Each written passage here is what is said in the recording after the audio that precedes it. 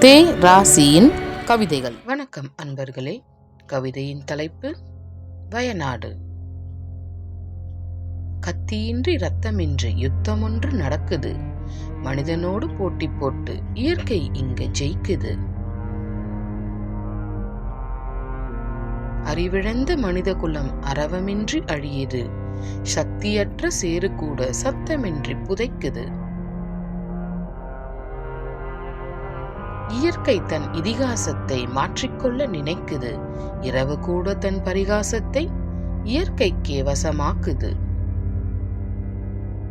மனித உயிரின் மகிமை தன்னை மத யானைகளும் அறியுது. எங்களுக்கும் மனம் இருக்கு என்று தனது கண்ணீர் வழி காட்டுது.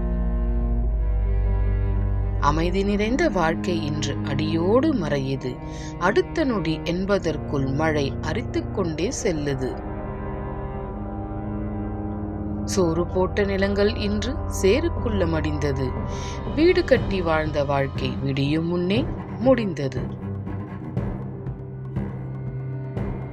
ஓடையெல்லாம் ஆறாச்சு. ஆறு இப்ப ஆழி பேரலையாச்சு.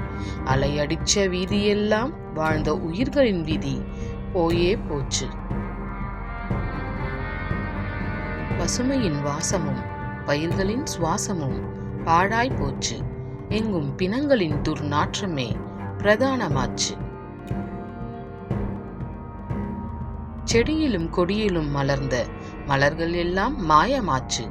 பின காட்டிலும் மலர்ந்த மலராய் மனிதம் அங்கு பூத்தாச்சு. தாகம் தீர்க்கும் தண்ணீருக்கு ஏற்பட்ட தாகமே வயநாட்டின் சோகம். இது இயற்கையின் அறுவடை காலம். நன்றி.